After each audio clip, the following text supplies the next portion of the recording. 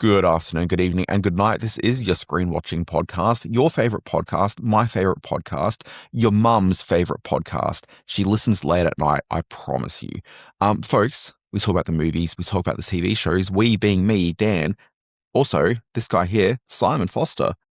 Hello, Daniel. Hello, Screen Watchers the world over. Simon, yes, what are you talking about in the world of cinema this week? Not a whole lot, my friend. There is not a lot happening in the world of cinema, certainly down under here in Australia. If you're not watching The Odyssey, then I don't know what you're watching. It's filling boots everywhere. Some may recall that on last week's podcast, I said it wasn't going to make a lot of money. That may have been a glitch in the Matrix.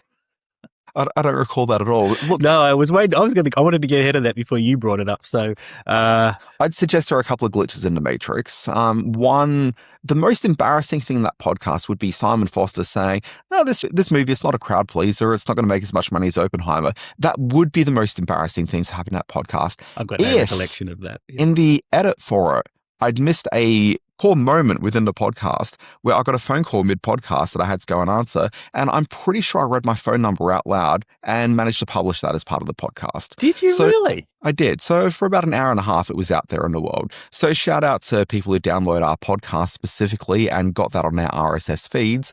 But I did as soon as I realized what had happened, which was about an hour and a half later. If you didn't, just email us at screenwatchingpodcast@gmail.com and I'll give it to you. Don't worry, that's fine. I'm happy to hand out it. I don't have a huge amount of hesitation in handing out my personal phone number.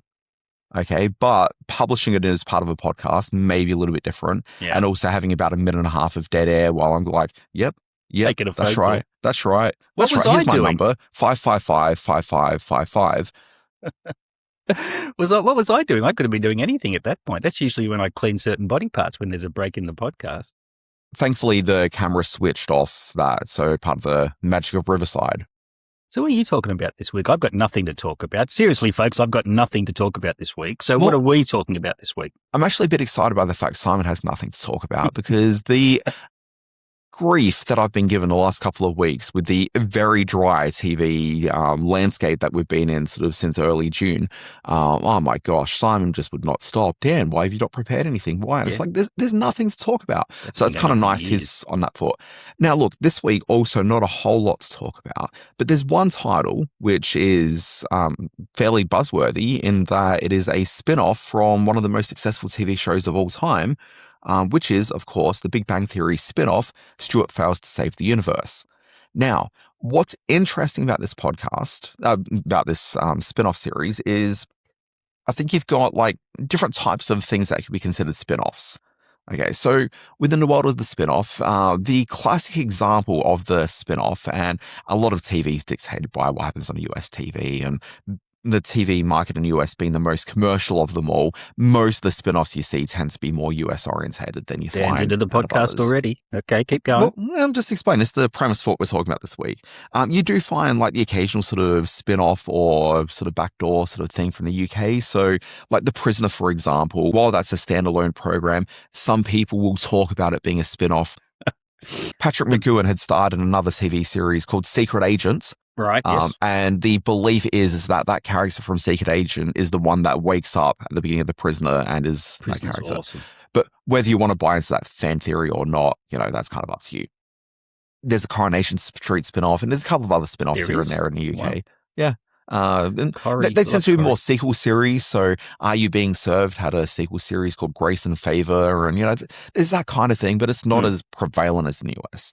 But the classic sort of US sitcom is that idea parodied in The Simpsons, where the family's sitting around and cousin, I can't remember what his name is, comes down the stairs and is like, I'm moving to California. And so then the idea is that character is a Simpsons spin-off, even though we've had that character in our lives for like one episode.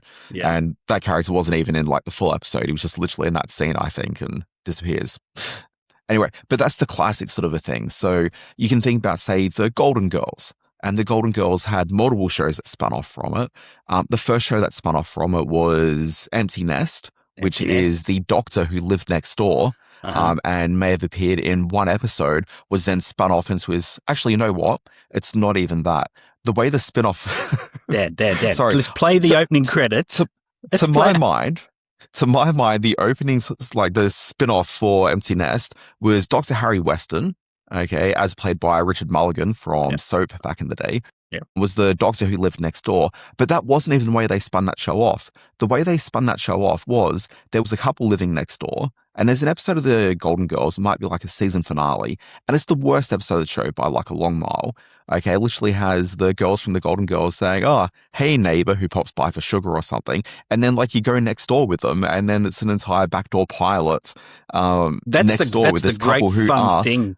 About the dullest characters ever created for TV, and so they were hell bent on making a spin-off with the next door neighbors of the Golden Girls. That Empty Nest debuts the next season, and it's an entirely different set of characters. That's the great fun about spin-off series, is that they try to somehow cram find a reason for George from the bar, George Wendt, or Norm from the bar, visiting the Tortellis. I mean, the Tortellis were like a core part of. In fact, I would say the Tortellis are a more genuine spin-off experience of Cheers. But why would Norm go round to their house? That's the crazy thing. They try to find a way to jab. That's the guest appearance happening once the show's been spun off. What I'm maybe more interested in is like in Happy Days, where suddenly you got one episode with Mork from Ork, and he's deemed pretty popular, so they spin off into his own show. So, and then Laverne and Shirley's probably more legitimate in that they were actually characters in Happy Days that sort of spun off. So if you haven't guessed, this week on the show, we're talking about spin-offs. So you've been talking about spin-offs is what we're I knew we'd poke a bear with this one. Folks, if I take a back seat to this and Dan goes off on one of his deep dives, which I absolutely love listening to, you got a taste of it there. Sit back and enjoy, because this is Dan in his element, the history of television. So Simon's going to turn off his camera and microphone preferably. I'm going to bed. Going to have at it. So look, we're going to suppose Stuart saves the universe. Sorry, Stuart fails to save the universe. Okay. That's going to be our core sort of thing we're talking about. But that's going to lead our way into talking about other spin-offs. And what's exciting about Stuart fails to save the universe is that much like some of those other sitcoms we were talking about, they were like for like in terms of genre. The sort of thing I get excited by when we're talking about a spin-off are the spin-offs which take the original premise and go in all sorts of wild and crazy places. The typical example of this is Lou Grant's being spun out of the Mary Tyler Moore Show. Mary Tyler Moore Show, half-hour comedy, Lou Grant, hour-long drama series. Dan, let's put a pin in that, play the opening to the podcast, come back, and then we'll talk more about TV spin-offs. In the 90s, there's a TV show called ER. And ER, something that used to delight me, was seeing how long they could go into an episode of ER until they played the opening titles. That's exactly what I'm thinking. Like, those movies where you forget like the movie started and it's like suddenly they have the credits. I'm like, oh, wait a minute. Well, you'd get an episode of ER and it's like 18 to 22 and then suddenly the opening titles are playing. The movies I like is when they play the title card right at the end. So like RoboCop, he's thrown the guy off the side of the building and, it's all been resolved. And then suddenly, the black screen, RoboCop. Folks, this is screen watching. This is not like TV, only better. Television! Teacher, mother! Secret lover. What, that's it? That's your movie? Well, I said that I had an idea for a movie.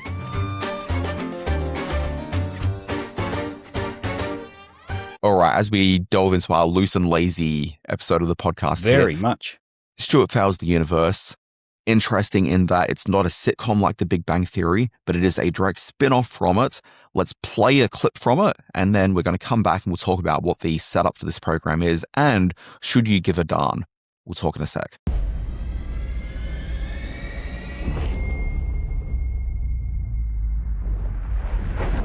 Hey, Stuart. How is it out there? I think there's room for improvement.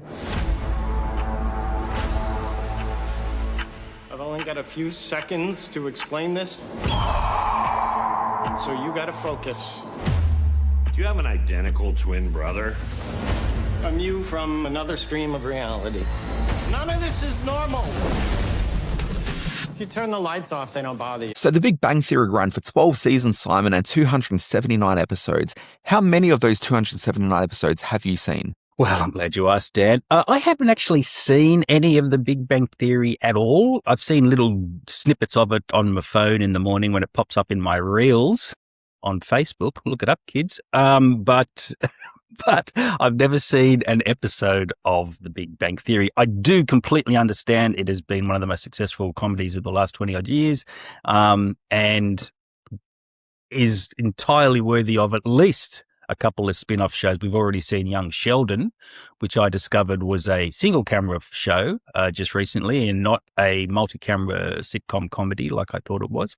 But here we are with Stuart Fails to Save the Universe. Now, I understand that the characters in this series are kind of like Gunter in Friends. They're just sort of side characters that the other cast members occasionally bump into, and now they've got their own series. Would that be right? Yeah, well, this is the classic sort of US spin-off thing, which is that the side characters then get like their own series. So All in the Family, for example, which we will revisit later in this podcast, the show Maude. So Maude was connected to the show somehow. I can't even remember. I think she's the cousin of... and the Jeffersons? Wasn't the Jeffersons an All in the Family spin-off? The Jeffersons, we'll talk about All in the Family in a little bit. But you've got this character of Maude played by B. Arthur, who was in it like periodically. And then they spun her off into her own show. Very successful, too. Yeah, very successfully. I ran for a bunch of years. And I think a better show. But, that's neither here nor there. So The Big Bang Theory, this is the fourth series to come out of the Big Bang Theory extended universe. Really? So you've got the OG program. You've got the aforementioned Young Sheldon. You've got the spin-off series from Young Sheldon, which Big Bang Theory, traditional multi-cam sitcom. Young Sheldon, Wonder Years pastiche, where very it's Wonder Years, yes, single camera, dramedy, effectively, and then that spun off its own sitcom. So it went back to multicam sitcom with Georgie and Mandy's First Marriage, which is a show I've never seen, but I've seen clips of it, and that's certainly enough on your Facebook reels. Yes. So Simon, come on, please. So this is the fourth series, and this is a more direct spin-off from the original program. In fact, this is probably the more pure spin-off from it in that it's contemporarily set in the same time period of the Big Bang Theory and continues the lives of the characters going forward. So, and kind of, sort of. You've got these side characters in it. Okay, so the premise of this program, Simon, and stick with me on this one. I should point out I did watch it. I have seen this, so I know what we're talking about. Okay. Here. So Stuart Bloom is the guy that ran the local comic book store that the characters from the Big Bang Theory, who, wait for it, were nerds. They used to go and visit the comic book store with some regularity. Yes. Okay. Wednesday Warriors, perhaps. If you know, you know. So what does that mean? You've got these comics used to come out traditionally on a Wednesday. So every week, people who are like really into comics would always descend upon their comic book store on a Wednesday to pick up the new books. And so people who are like really ardent comic book guys were always referred to as the Wednesday Warriors. Good to know. Anyway, let's move on. So you've got this guy, Stuart Bloom, who's the comic book store owner. And then you've got these other characters which would occasionally sort of appear in similar side episodes. Barry Kripke, played by John Ross Bowie, is probably one of the more prominent recurring players. And then Brian Posehn, who I assume might have been in a Big Bang Theory, but look, I'll admit I've seen precious little of the Big Bang Theory over the years. Oh, Mr. TV, not keeping up with things. I think I've seen most of the first season, and then I just kind of dropped off because the show is just frankly not that good, and there were just better things to do with my life. Not that many better things. Don't get me wrong. So, I don't actually know if Brian Posehn was part of the original. I presume he was. The way they talk in this opening episode would suggest that he... I presume he was a regular. He dabbled in and out, for sure. Yeah, like regular recurring. And Lauren Lapkus, from the way they talk about her in this one, it seems as though she's like a, regular recurring character as well. Very funny Josh lady. Brenner makes a very small appearance in the first episode, and I kind of suspect that he's someone who is regularly sort of appearing in episodes of Big Bang Theory as well. Josh Brenner, people may remember from Silicon Valley and other roles where he plays almost the exact same character and everything. I like Brian Posehn. Yeah, kind of. Well, Brian Posehn has two modes. There's nerd and there's stoner. Yes. And sometimes he just plays weird guy. Or Bert Kibler, as he does here. We should point out that the one real sort of holdover from Big Bang Theory in this opening episode is... Wait. Oh, you've got a little script planned, have you? No, well, let's not talk about him just yet. Oh, okay. All right, so fine. The premise of this one is Stuart Bloom appears in his comic book store, except the comic book store that we're seeing isn't the comic book store that we've seen from the Big Bang Theory. Instead, we are opening this episode in an alternate universe, okay, a multiverse alternate universe, if you will, where the Stuart Bloom character who runs the comic book store alongside Brian Posehn, they're in a world which has been overtaken by creatures of myth and lore. So it's like zombies and flying moths and all sorts of other like crazy stuff. Anyway, the Stuart Bloom from our universe, the Stuart Bloom from our universe, it's like just suddenly appears in a comic book store and says, hey guys, this is all wrong. We need to fix what's going on with the multiverse. This is what you need to do. But the characters from the alternate universe start dicking around and don't really hear the full message. So these characters go off on their little quest to try to save what's wrong with their world. So you're watching characters from the comic book store traversing a post-apocalyptic universe where you encounter various characters from the Big Bang Theory along the way. There's also a guest appearance by two well-known magicians. I won't say exactly who they are because I don't want to ruin the cameo, but one of them has a speaking role. Okay, Simon, I'm just going to edit that out because you just trod on my line. I'm not going to reveal who they are, but I will say one of them has a speaking role because, you know. I got it. Yep. Yeah. So they do that. What you find by the end of the episode is that these guys end up saving their universe. And so it all changes back to normal. Okay. But next episode, we're going to see Stuart Bloom, character from the Big Bang Theory, appear in another multiverse. And those characters are going to save theirs. And over the course of what I think is 6 to 8 episodes, we're going to see different iterations as to what their various worlds could look like as they try to solve things and get things back to normal. Why have things gone awry? It seems that Sheldon and Leonard and the third guy, Howard, the three of them had created some sort of device which is created a multiverse Armageddon of sorts. They explained it in the show, but, you know, who cares? But anyway, these characters, the vital leads of the show, who you never see in the episode, like you're not going to see a Sheldon or Leonard. Sorry, did I call him Sheldon? Old Sheldon. You don't see old Sheldon or Leonard in this episode, but you will see one of the four. Okay. I'm going to do a bit of a deep dive here and explain why this has some interest to me. One of the co-writers on this show... This has some interest to you? Some interest. One of the co-writers on this show is a gentleman called Zach Penn. Now yeah, Zach Penn is back in a sort of subgenre of storytelling that he has dabbled in previously to some success and to some failure, I should point out. This sort of multiverse traveling between different realities. He wrote my favorite Ryan Reynolds film, Free Guy. He wrote a film I've spent a good part of my life defending, and that's Steven Spielberg's Ready Player One. And he wrote a film that just me saying the 3 words makes me want to watch it again, but which earned him a Razzie Award, and that is Last Action Hero, the Arnold Schwarzenegger film, one of the biggest flops of all time. But in all of those films, he has characters that traverse back and forth between realities, and so we're very much in his space with Stuart Fails to Save the Universe. I can see why he's involved. He was very deliberately brought on because the other co-creators of the program, the guys that created the Big Bang Theory, being Chuck Lorre and Bill Prady, the two of them didn't necessarily have the writing experience in terms of this sort of sci-fi conceit. This fantasy element. Yeah, exactly. Now, Chuck Lorre, I should point out, is my least favorite television creator. Bite your tongue. Huh? Sorry, that's true. No. Here's the thing. Standing up for Chuck Lorre, yes, there's some trash as part of his... Yep. I mean, you know, some of the worst sitcoms in...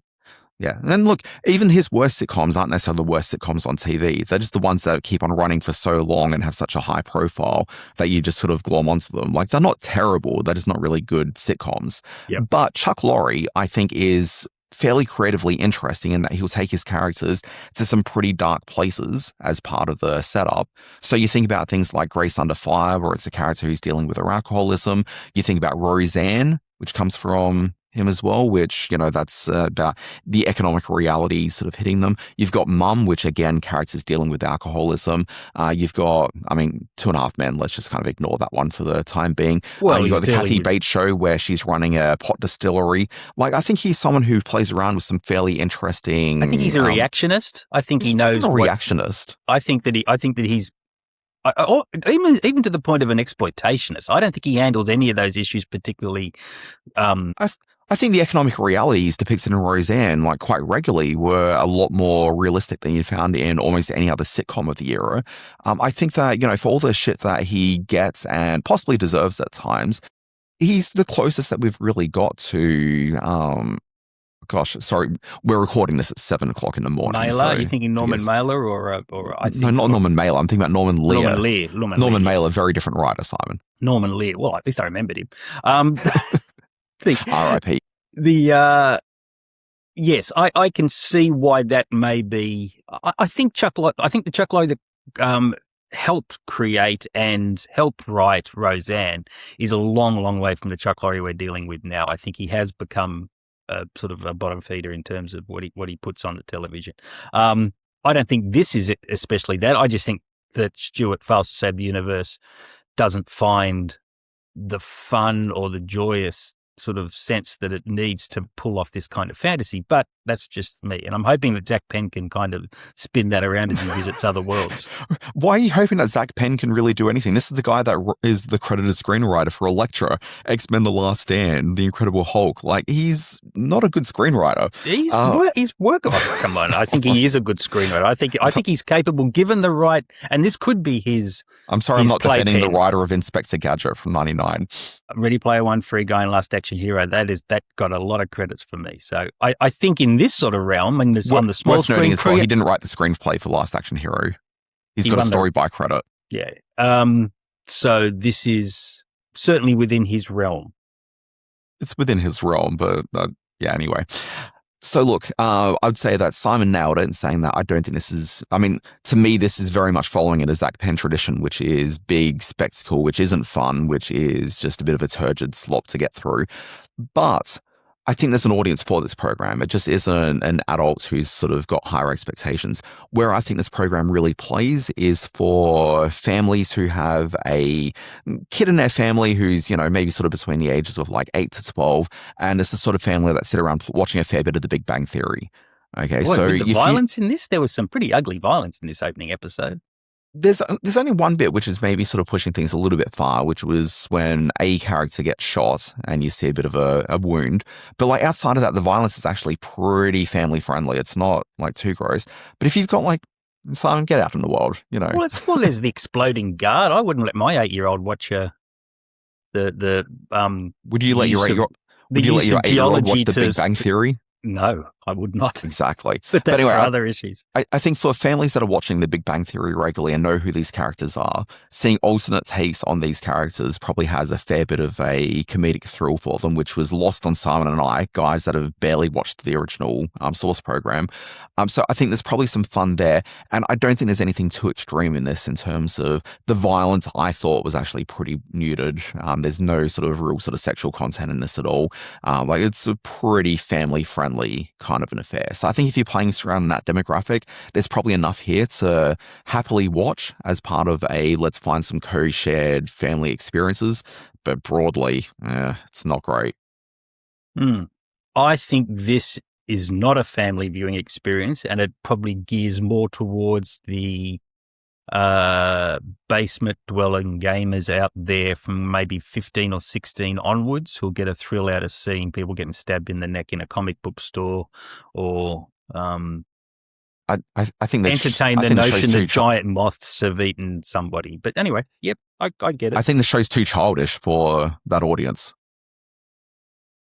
See, this could be the problem they have. Who's going to watch this if you and I can't agree on this? And we tend to agree on most things. Small cough.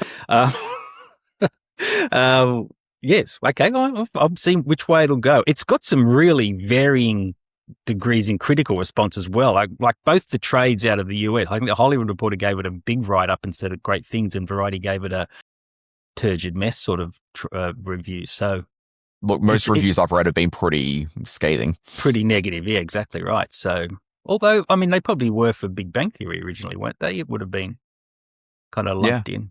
And look, I'm no fan of the Big Bang Theory, but also it's not the worst show by any means. I think there's far worse sitcoms. There was magic in the casting for Big Bang Theory, and they, with the the Jim, what's his name, Parsons and Kaylee Cuoco, things developed really Let's not well. forget former Roseanne star Johnny Galecki. Yeah, well, how could you forget Johnny Galecki?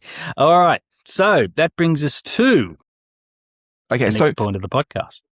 So what I liked about Stuart Powers the Universe is that they took a creative swing on it. Like, it is a big creative swing. They're like, let's not just do it. Because you can imagine a sitcom existing where it's just the guys in the comic book stores and it's a traditional multicam sitcom and, the wacky adventures that happen. Okay, but instead they're kind of remaking Sliders. And to me, like, that is a creative swing they've really taken. And that's what I like for my spin-offs. So, Simon, I thought we'd spend a little bit of time just closing out the podcast talking about some of the more interesting spin-offs that we've seen over the years. Okay. You want to lead us off with one that jumped to mind for you? Well, I come from a generation where all we had was, here in Australia, the 4 television networks. And if we were going to, there was always some kind of spin-off show coming down the pipe. I was there for the launch of After MASH, which is one of the most derided spin-off series of all time. They couldn't get any of the main characters from MASH, a show which They had some of the main characters. They just didn't have Hawkeye. They didn't have Hawkeye. They didn't have BJ, which brings me to another point. Trapper John MD was a pretty terrific spin-off of MASH as well, sort of moved it forward into the current realm. But After MASH, and it wasn't anywhere near a terrible show, but just really missed the I guess the enjoyment, the thrill, the camaraderie that MASH was all about. So After MASH is a show that I recall with a degree of fondness, but understand why that it tanked. Yeah. I mean, they did say you have like 3 beloved characters from MASH carry through. But not lead. They were never the... Yeah, but like when you think about MASH, like you're thinking about, and again, my 7 a.m. brain is sort of failed, and I was never a big MASH guy. What's his name? You're not thinking about Klinger. You're not thinking about I'm thinking about the 3 Mulcahy. I'm thinking about the 3 main characters, really. Of After MASH? Yeah, because Radar was in it. Yeah. Okay. Beloved character, had his own spin-off series. Yep. That may have just been a pilot. I'm not sure it actually went to series. I don't think it ever went to series, no. Jamie Farr as Klinger was in there. Yeah, I know. I was there. None of nobody cared about these people enough. They were all sort of C and D subplots on every episode of MASH. So to suddenly give them their own series and wonder where they go, what happened to them when they return to what happened when you didn't watch MASH. I've seen every episode like 4 times. No, I'm saying I've seen MASH. I just haven't watched a lot of MASH. You know what my problem with MASH is? It's the laugh track. I really struggle with that laugh track. And I only realized how much of an issue the laugh track was when the DVDs came out. Because the DVDs, you could turn off the laugh track. Yeah, exactly. And I did that, and I enjoyed the show so much more. There you go. Yeah, that was the creators of MASH fought against the laugh track from day one, and they got the concession of not having it in the surgery scenes, even when there was humour going back and forth. But for the first few seasons, they were bound to have it by the network. So, but we digress. You know what I also discovered about MASH when I was watching it on DVD? Like, there's only like 5 episodes of MASH. Like, the same plots are recycled over and over again. Please, we're not going to go down that path when we're talking about TV series, are we? The other one that's really guilty of that one when you start watching it in like a big chunk is the Golden Girls. There's like 5 or 6 variations on plot. Every like 4th episode will be, Blanche is dating this new guy who doesn't necessarily seem to be what he claims to be. Yeah. So frequently. It's true. Anyhow. So what are you bringing to the table in terms of good and bad, memorable, unmemorable spin-off series? Okay, let's start with, I think, maybe the greatest in terms of doing what I like from a spin-off, which is spin-offs which are in no way resembling the original program. Okay, so we've got the Brady Bunch.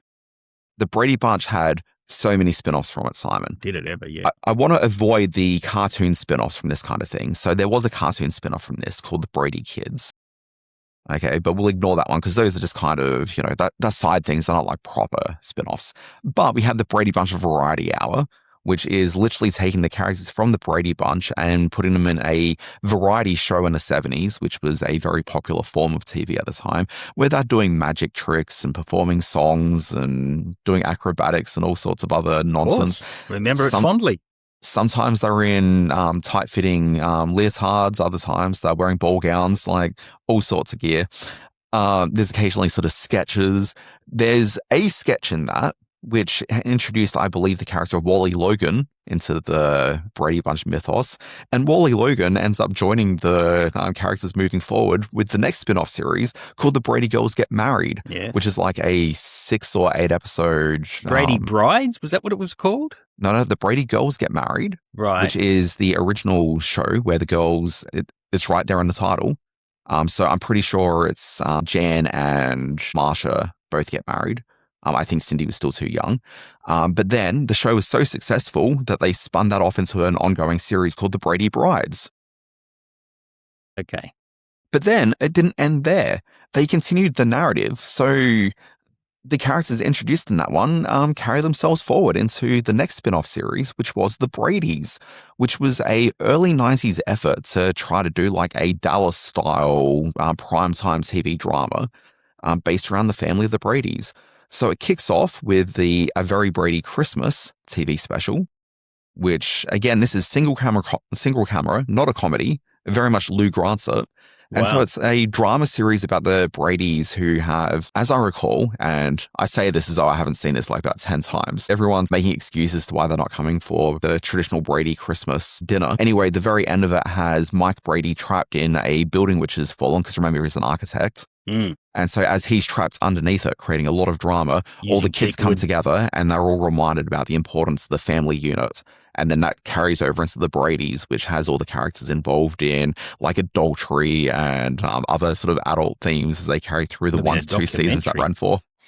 Yes. Well, they had a very complex dynamic, the Bradys, both on and off screen, it should be said. So I can see why there was interest in keeping the Brady brand alive, but I don't think any of these had any kind of lasting impact on the world of the history of television, despite us talking about them now. I think they make for good little novelty things. And I don't think we can talk about the reality show, which had the cast from the show coming back to rebuild the Brady house. What was the, and there was a one that Christopher Knight, who played Peter Brady, he had his own series for a while there where he married a Playboy bunny and did some horrible things. Was that in real life, or was that? Yeah, no, that was a series. I remember that very much as a series in the whole sort of reality show boom years. He obviously wasn't playing Bobby Brady, though. No, he wasn't playing Peter Brady. Wait.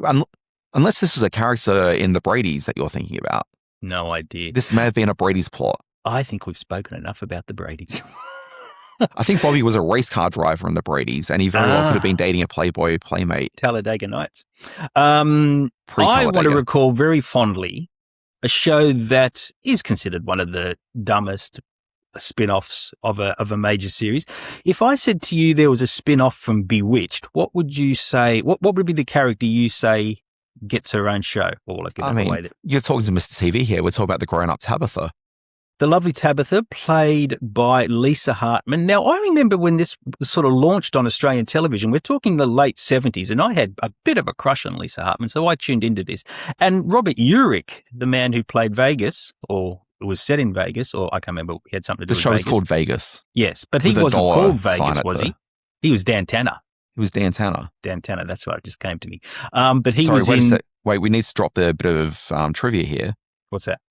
I'm named after Dan Tanner. No way. Really? My mum used to watch Vegas. That's incredible. Yeah. I wish I was named after a TV character. Oh, my God. So I love Tabitha. Tabitha was the spin-off from Bewitched, which was a single-camera drama, unlike the original. And it was many years after Bewitched was a success. So Tabitha had all grown up. She was living on the coast of California, living a good life and having her own little witchy adventures. So I'm sure most of these are on YouTube or some kind of streaming service. I don't know if all those Bradys are, but Tabitha certainly would be. You'd find the pilot episode out there. So check it out if you can. Lisa Hartman was lovely in this. So if you were to make a spin-off from the TV series Baywatch, which was the world's most watched TV program in the 90s, the obvious thing you would do is take the David Hasselhoff character, Mitch Buchanan, and you'd get him to become a owner of a nightclub. Yes. On the beach. Mm-hmm. Okay. And you wouldn't just stop there. Like, that's not a TV show. What he really needs to do is open a private detective agency while also running this nightclub and solve a mystery of the week. Now, that ran unsuccessfully for a season, and they're like, hey, we need to reboot this. So the second season of this 2-season run of Baywatch Nights, they looked around and thought, look, this sort of 80s private detective sort of pastiche isn't necessarily working for us. What's really popular right now?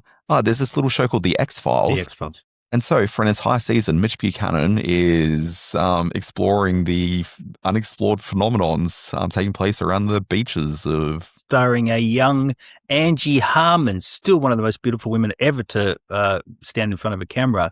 But how she ended up in Baywatch Nights, I just don't know. Baywatch Nights is one of the worst shows I've ever seen. It's the second best show starring Gregory Allen Williams. I don't know who that is. Well, he's the guy that would patrol the beaches. That went bald? I don't know if he... Oh, no, you're thinking... No, that's... Gosh, you're really testing my Baywatch memory here. I know. That's the other gentleman that helped create the program, Gregory Bonin. Oh, okay, all right, fine. He was the balded gentleman. Anyway, he's a really interesting guy. He was a professional lifeguard. Yes. And the entire show of Baywatch is kind of based on like his experience like out there. Like when you watch Baywatch, the lifeguarding is actually of a very high quality. It's just the rest of the show that necessarily wasn't. But it was him bringing it. So, you know, kudos on him for bringing what was probably a bit of integrity to the program. If there was one character in the Dukes of Hazzard that needed a spin-off, I would have said it was Daisy Duke, the lovely Catherine Buck. But what they decided to do was give it to the Deputy Sheriff Enos. If the show wasn't called Man from Enos, I'll be very disappointed. It was called Enos. As immortalized in the famous quote from the Dukes of Hazzard, "Enos, you dipstick." He got his own show where he went to a major metropolis and played the goofy out-of-town deputy in amongst the real world of big city crime. Enos, I think, did not last for very long. As I check my notes here, lasted for 18 episodes. More than I would have thought. Yeah, more than you would have thought. But, and the actor who played him, disappeared without a trace. What was it? Oh, wait, no, sorry, Sonny Schroyer. Sonny Schroyer, that's right. And he went from Hazzard to LA, got caught up in a whole lot of very serious crimes and probably died in an alley somewhere. But that's not featured in the show. Instead, after 18 episodes, we don't know what happened to him, the character or the actor. I can tell you, the actor, he had a role just this last year. Mm. What it was, I don't know.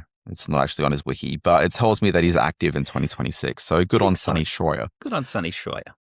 Okay, I'm going to drop sort of a split thing for my last thing here, which was I was trying to think of like the most sort of unique type of spin-off.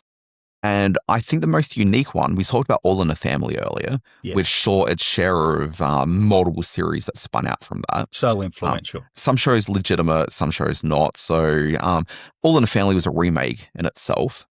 Okay, but we saw... I'm trying to find a list of spin-offs here. There was Maude, there was Good Times, which is questionable. It's a spin-off from Maude, but not really because they changed the characters' names.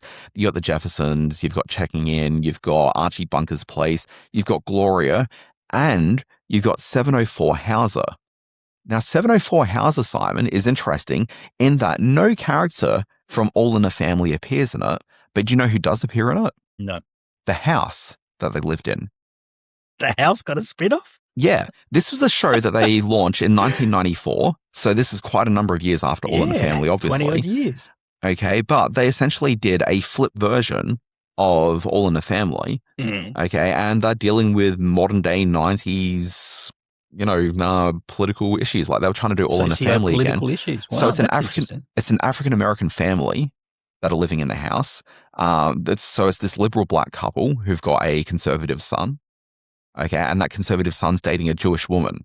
Boy. Anyway, the show, notable probably more for its cast than for the 5 episodes that the show ran for. It got cancelled very quickly. So John Amos is in there, no stranger to like the Norman Lear. Yeah, the late great John Amos. But playing the Jewish wife of the conservative son, one Maurice Yearney. Nice. Early role for one of her many sitcoms that she appeared in pre-News Radio and pre-ER. Yeah. Yeah, she just bounced from show to show, that lady. But the show that I thought I would leave us with, Simon, because we haven't talked about anything Australian in here. I was about to say, are there any? That's literally what I was going to say next. Are there any Australian significant spin-off shows? So there are so few Australian spin-off series from like scripted programs. Can I have a guess? Okay. Was Kingswood Country a spin-off? It was a spin-off. No, but it is from the Kingswood Country stable of Gary Riley, the show I'm going to talk about right now. Oh, okay. Yeah. Okay, so Gary Riley, known for Kingswood Country, known for a little show called Hey Dad. I'm going to talk about the Hey Dad spin-off series. Boy, yep. Which took the character of Betty the secretary. Yes. I was trying to work out if she had a name. Betty Wilson is her name. Played by Julie McGregor. Julie McGregor, the great redhead of Julie McGregor, yep. And the question I'm sure every Hey Dad fan was asking was, what does she do when she's not working in the office? She obviously goes home to her apartment, and so we see the series, which is set in the apartment building of Betty, the architect, Betty Walgett from... Interesting. Yeah. So this is a show that lasted for all of 13 episodes. Starred future Russell Crowe wife, Danielle Spencer. Yes, yeah. Adam Willits, who we all know from Home and Away. Sure. Also in there, as I discovered on Wikipedia this morning when I was trying to, fully get across the show. Content for the podcast. Roy Billing. Oh, the great Roy Billing. Come on, he's a character actor legend. We all know Roy Billing. And so it's about like the young people living in the apartments sort of above Betty. So she would appear like, as part of storylines every so often, but the focus was very much on these other young people. Melrose Place style, do you think? Was it sort of that era or was it pre that? It was more 1970s Australian style brick apartment building. Yeah. I think I just rented that place. Yep. Yeah. So it was, characters dealing with being behind on rents and, all those sort of young people things. Got cancelled, understandably, after 13 episodes. Gary Riley, industrious man that he did, had a new show on the air the next year called My Two Wives, which appeared on Channel 9 instead of Channel 7. And all he did was he repainted those same sets and, moved some new families in and off it goes. Good economical television. That's how you make it. So is My Two Wives set in the same apartment building? And is it technically a spin-off from Hampton Court?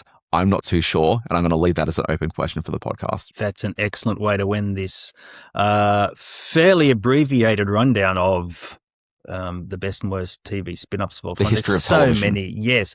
And obviously there's some really huge ones that we haven't mentioned. The Simpsons, of course, and those that have... Was there ever an ER spin-off? No. I don't think there was. It depends what the lawyers have to say about The Pit. Well said. Yes, that's very true. Let's not go down that path because is that still in mediation? I think it's like a few years. All right, Dan Barrett, we finished another screen watching podcast and managed to get through quite a bit of chitter-chatter when we really had nothing to talk about, which is really a skill that you and I share. Screen watching can be found on the YouTube. Just search screen watching. It can be found on the other one. What's it called? Instagram, where I do a very cool little tile every week to introduce it to the people. And what I do every week is write a Screen Space newsletter, which can be subscribed to on Substack, which you can subscribe to it freely, which I appreciate, or pay, which I appreciate more. Dan, what do you do? People can find me at alwaysbewatching.com. It's a newsletter that comes out about all the stuff happening in the world of TV and streaming TV and like occasional movie stuff as well. I can give a bit of a preview for Monday morning. I'll be talking about the trailers that have been released literally in the last 15 minutes for HBO's Lanterns, a show that I'm very enthused about seeing. Very excited about that. And then also there is the Blade Runner 2099 sequel all series. So Yep, all over that. It's been a big week for trailers this week. We had a new Resident Evil one, the new film from Zach Kreger, the weapons director, and it was a terrific trailer. And one other one that excited me that I can't remember anymore because I've got no attention span. It's Comic-Con this weekend, it's Comic-Con this weekend in the US, so there'll be a whole lot of trailers by Monday morning. Love it. Love a bit of trailer art. Folks, this has been a Screen Watching. We'll be back next week with more of this. Well, probably less, hopefully. Probably less. Yeah, and then we'll introduce our own backdoor spin-off. Folks, we'll see you then.